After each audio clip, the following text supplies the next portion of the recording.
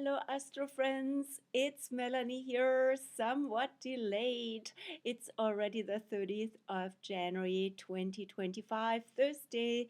I know my Astro videos come out usually on Monday, Tuesday, latest Wednesday, but this week has been super busy, of course, also due to several Astro events. The Aquarius new moon on the 29th yesterday, and that also brought the Chinese New Year of the yin green wood snake, and that goes on until the 16th of February next week.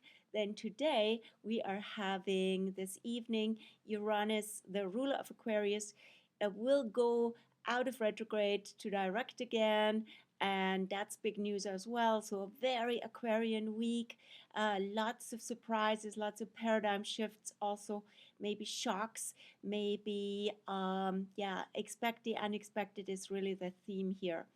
And the Aquarius new moon came with so much Aquarius energy. Of course, I was busy also with writing for all these and more events that are coming down the cosmic causeway. So here we go. This is the review of the Aquarius new moon. I already said a few things about it, about her last week, but let's take a good look again now with the perspective of what's been, occurring in the meantime. So here is the Aquarius new moon chart. So the exact Aquarius new moon was yesterday, the 29th at 2, let me verify again, sorry, the timing, at 4:36 a.m. Pacific. Usually my times refer to Pacific Standard Time because that's where I'm located, and that's where most of my astrology clients and friends are too, here in the Pacific Northwest. And take a look at so much Aquarius energy here, right? We have Pluto. Mercury has in the meantime passed Pluto. That was the day before the new moon. And then the new moon.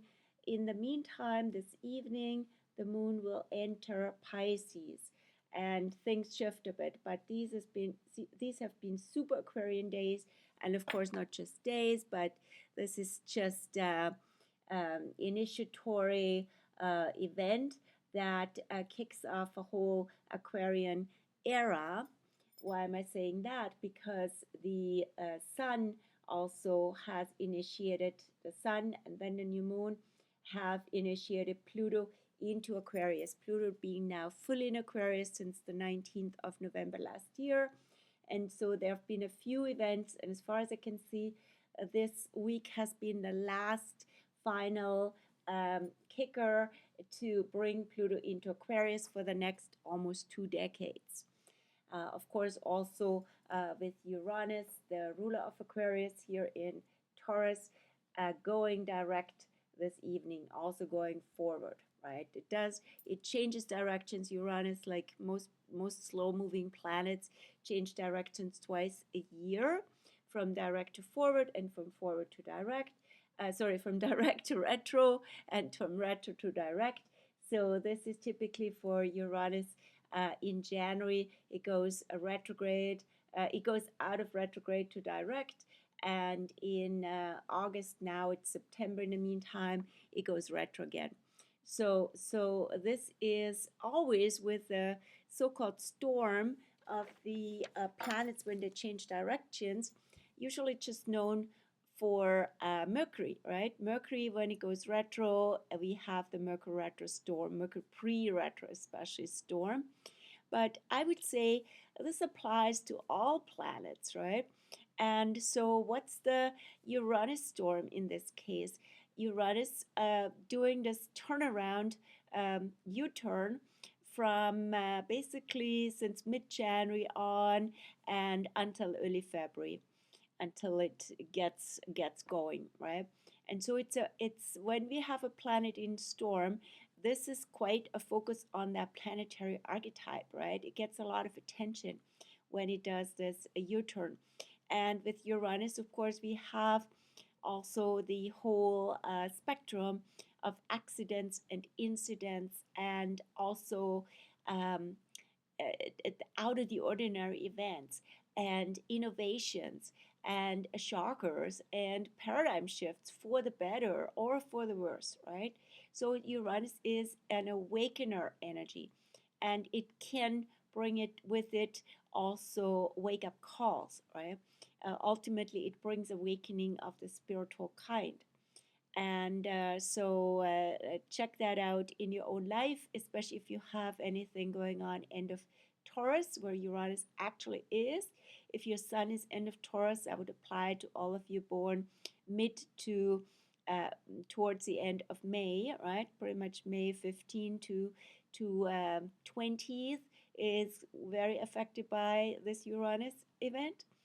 And but also if you have planets end of Leo or end of Scorpio or end of Aquarius, because then you have squares or an opposition from Uranus. So definitely also super relevant. Uranus wants you to be free, right? Ultimately, it's a liberating energy. But it can also mean like I'm out of here, right? So I'm done. I need to reinvent myself. I need to be free and myself again. So it can be also these kinds of actions that shock and surprise people, or let alone yourself. So, but the better way is usually to come into a liberated, awake awareness of the true you. And with Uranus in Taurus, it can also happen through our connection with nature, or through letting ourselves be guided by the body and our senses, right? So being also embodying freedom, as I said. Okay, then what else is going on this week? Yes, this Aquarius new moon has brought a new energy for co-creation, and again also for freedom, for seeing things in a new fresh light. Literally the light is getting longer, the daylight is getting longer nowadays, and we're approaching Beltane, which is also Candlemas, which is also Bridget's days, and that will be February 1st and 2nd. So this new moon um, from early on the juncture from early to mid Aquarius is also here to celebrate the return of the light for real, right? And for also the light of transparency, the light of freedom, the light of, yeah, all sorts of liberated qualities, right? And they have to do especially with people coming together. Aquarius has a lot to do with the people. The United States have their moon in Aquarius, for example, right? So this new moon was also super relevant for them, as is every new moon in Aquarius. And yeah, and Aquarius has to do with humanity and also systems in general, right? So don't want to talk from an anthropocentric perspective when it comes to Aquarius. There are so many systems that work together, not just human systems, right? But we have system changes, and lots of systems need to change. This is also the big impulse from Pluto now in Aquarius. And of course, Pluto brings spectrum, often actually at the onset of a shift in a new signs or other plutonic events. Often it brings actually out extremes, right? The extremes, so that we can really see shadow and light, and we can also get a better sense whether change needs to happen and which kind of change we want to support and be part of, right? So Aquarian changes can affect this whole spectrum of liberated and collaborative and truly free humanity, and systems that work so much better, so much smoother, and so much lighter also, right? Capricorn has been a very heavy energy with Pluto in it in the last 15 years, since 2008. And now the energy is lighter, and but it's also, you know, the whole theme around transparency comes up with Aquarius. And transparency can also mean like, hey, there's nothing private anymore. Everything is transparent. I'm giving my data away here into the cloud, into all sorts of devices, into the system. And the system is aware of me more than I am myself or my best friends, my family, right? So this whole theme of like transparency, but also transhumanism, even, right? Posthumanism is even a theme that can come up with Pluto and Aquarius.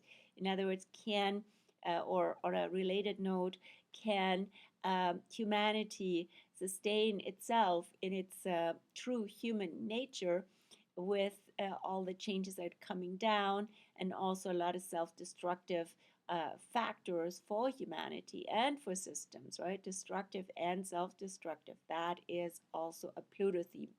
Pluto is known to be the planet that is associated with Shiva, the destroyer rebuilder, right? So the old world is dying and a new one is being born. And that can be like a controlled demolition, or it can be a natural process. So, so what kind of change do we want to be part of, right, with Pluto?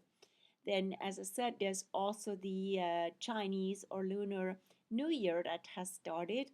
And it's after the year of the dragon. The wood dragon was super strong because dragon is even associated with the element of wood. And now, following the wood dragon is the wood snake. She's a yin animal, always after yang animal. In this case, the dragon follows a yin of the same element.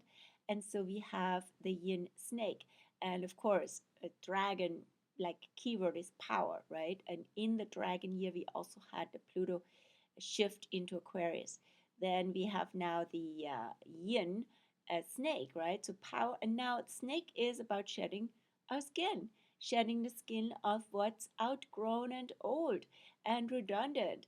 And also transformation, of course, is a key theme around for snake, but also wisdom, right? A transformation that is not just you know it comes from within, and it follows our own wisdom, and we align with our wisdom to the bigger evolution and transformation that Pluto would be about. So, wisdom, transformation are two main keywords.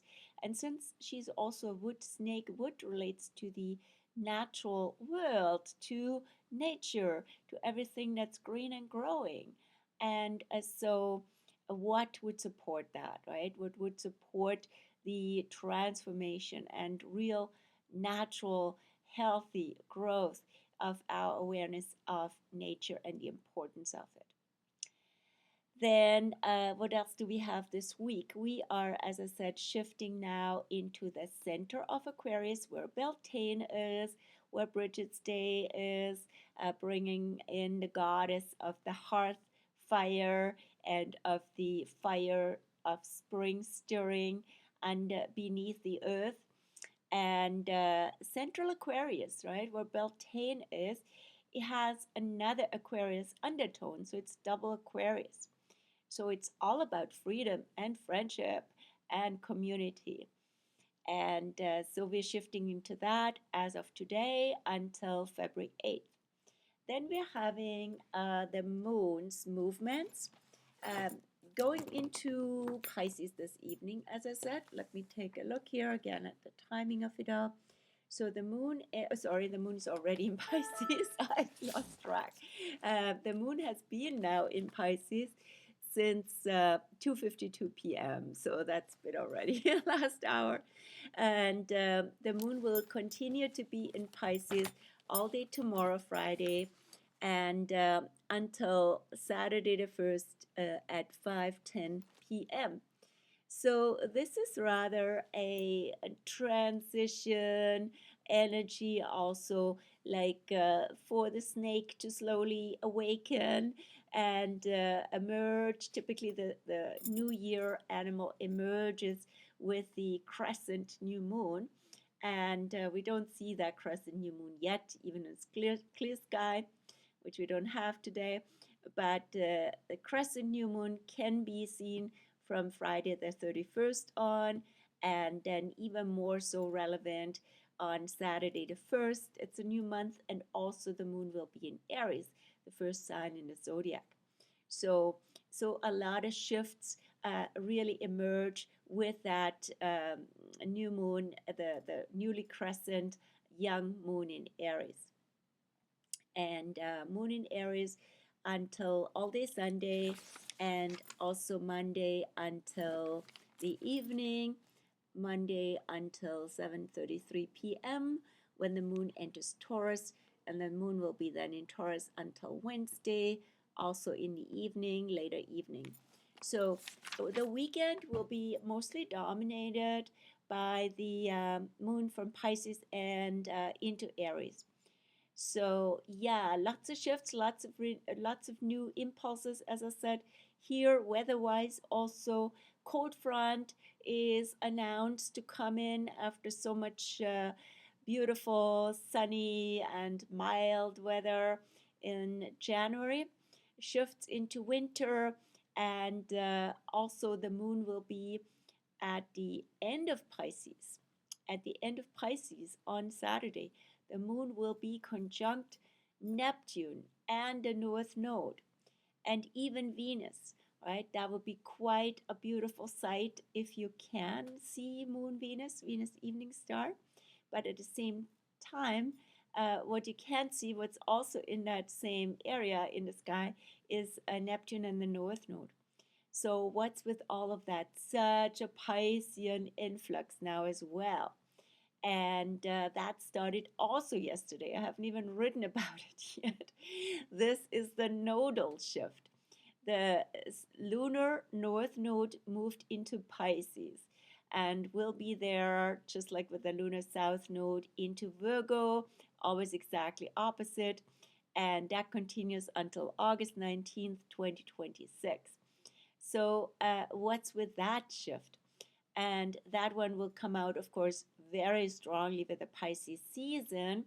The nodes always linked with the eclipses, and basically the eclipses bring out that nodal energy, bring it out more acutely, right? And catalyze it. So North Node in Pisces now, South Node in Virgo. What does that mean for us? So Pisces incentives are being supported, and Virgo lower vibrations, shadow, and the like are not so much. We're losing energy, we're feeling drained, we're going too much into that Virgo mode. That is not so beneficial. Let's start with that. What's that about? The low vibe Virgo is worrying and being mega busy and just being in a human doing, right? Being always having so much to do that you don't have a life, right? And you're always concerned about things, and you're very problem focused. You're very focused on what's wrong, critical, nagging, and also being like a what's it called, like a thrift, kind of extremely thrifty, right? That you look a penny pincher, right? You are so focused on the details that you lose touch with what matters most, and you're not really in flow with life. You are just sweating the small stuff way too much. And on the other hand, Pisces is the incentive where we get energy to do these Virgo things. It's not like we're tossing out Virgo, right? We still want to be in alignment, in service, and do what's needed to solve problems, but focus more on solutions. That would be also Pisces, and also on connections, right? Rather than being just being wrapped up in details, looking at how everything is linked and connected. That is very Piscean. And also finding ease rather than complications, finding ease and grace and flow, and being one with the energy of life, right? The web of life, just being connected and linked with what is, being present, also tuning into music, dance, anything that, and literally being by the water and in the water, anything that brings us back into flow and back into a better vibration. I will write an article for that, but yeah, I have not been in the flow with it yet. Maybe the Pisces moon will help. So, yeah, and talked about this Aries energy on the weekend. Lots of dynamic Aries and Aquarius. They both are very strong also in terms of sovereignty and freedom and all this. And it's quite a fresh energy. Both are really fresh, and this can literally mean in the weather there's a fresh and a cold energy coming in. But it's also refreshing to be out and brave the weather. Very apropos Aries. Then what's going on this week also is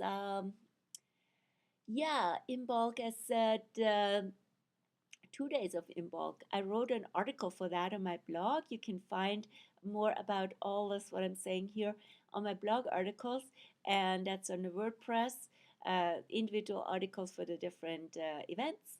And of course, I always link them to my Facebook page as well. And if you're a subscriber to the Astro News newsletter, you will see it all in a very comprehensive way in that Astro News newsletter that just went out for the new moon, comes out for every new moon and full moon. And so Bridget Days and Beltane is there, and also Mars retro in Cancer. What's with Mars? Mars is still retro until the 23rd of February. That's the last planet that is retro here early this year. And once Mars goes out of retro, we have a retro-free phase, not very long this time, only until the 14th of March, but still, 3 weeks of no planet retro before Mercury goes retro on the 14th of March. And so that will be also quite a momentum forward. Of course, not immediately, because Mars needs to also shift gears a bit, right? So from end of February till mid-March is a good energy to move forward. And that will be also with the next new moon on the 27th of February. Then Mars in Cancer, now retrograde still, as I said, will go into square with Chiron in Aries. And Aries, of course, is ruled by Mars. So that square is already second one in 3. And it comes on February 3rd, next Monday. So it's building up to it now. It's the second one. The last one comes on March 26th, when Mars is out of retro, right? And Chiron already is. So what's this about? What's the Mars Chiron square about? So there are lots of sensitivities these days, and lots of that can have to do with feeling not safe, or also literally countries like Cancerian countries, Canada and US are prime Cancerian countries, are, as I see it, now gearing up to a really unnecessary trade war. So what's going on with these wars that are all based on protectionism, which is very Cancer in a not good way, right? So it's all just about our people. And it's antithetical to the Aquarius notion of real bigger collaboration of humanity. We know it. So we are now in this Mars retro phase. So the good news is that the whole thing might or might not go forward. It needs to be at least revised when Mars goes once more into square with Chiron, or at least when Mars goes forward again from the 23rd of March on. And so wars are an Aries thing and Mars things. And hopefully this is a phase until end of March where all wars, whether it's actual battles where humans are being killed, or trade wars, or any wars that are waged, are being there's a shift in awareness, and it's not being supported anymore to to keep waging those wars, and all based on division, all based on othering, and actually fear based as well, right? And scarcity based. That is also the Virgo theme, right? So scarcity not so great. You see it with this context, and much better to go into union and to go into connectedness. That would be the Pisces energy. Then we have on Monday Venus also entering Aries. Venus is way ahead of the sun at this point. She's the evening sun, evening star. We can see her in the sky. We could see her really beautifully together with Saturn last weekend. I was at the observatory with friends. It was fantastic and great conditions. So Venus, so-called evening star, sets after the sun because she is behind the sun in the zodiac. It's ahead of the sun in the zodiac. And now she goes even further ahead before eventually going retrograde on March the 1st till April 12th. So Venus goes now into Aries, and she will go retrograde from Aries back to Pisces. So Venus goes into Aries into two phases, for that matter, of the retro coming up. And the first phase will be February 3rd until March 27th. That's such a long time, right? Because of that retro. And then she comes back into Aries again from April 30th till June the 5th. So this might be the longest Venus in Aries phase that I can actually think of. Yeah. So Venus in Aries, Venus. So now we have this trouble combination of Mars, the ruler of Aries, being in Cancer, while Venus, who would be more comfortable in Cancer, is in Aries, where Mars should be, right? But it always is as it needs to be, and perfectly aligned for our human evolution. So, what do we take from Venus in Aries? Here is a love goddess. She is emerging, right? So she's also about fierce love, and she can actually bring to that realm of war and battle actually courageous energy and voices of the feminine and also of love itself, right? So stepping up, being brave, expressing ourselves, moving forward, and of course, totally with love. And yeah, that is what attracts these days and what we feel drawn to. More about Venus in Aries as next week, next video, and also in the Astro News article. So I believe I covered a lot here, most of what's up this week, and I hope it was useful and not overwhelming with all the comings and goings. And if you, oh yes, from February 2nd on, I also have a special Valentine's special for all relationship sessions. Will be 22% discounted. I put a link to my Facebook page below where you can see that special.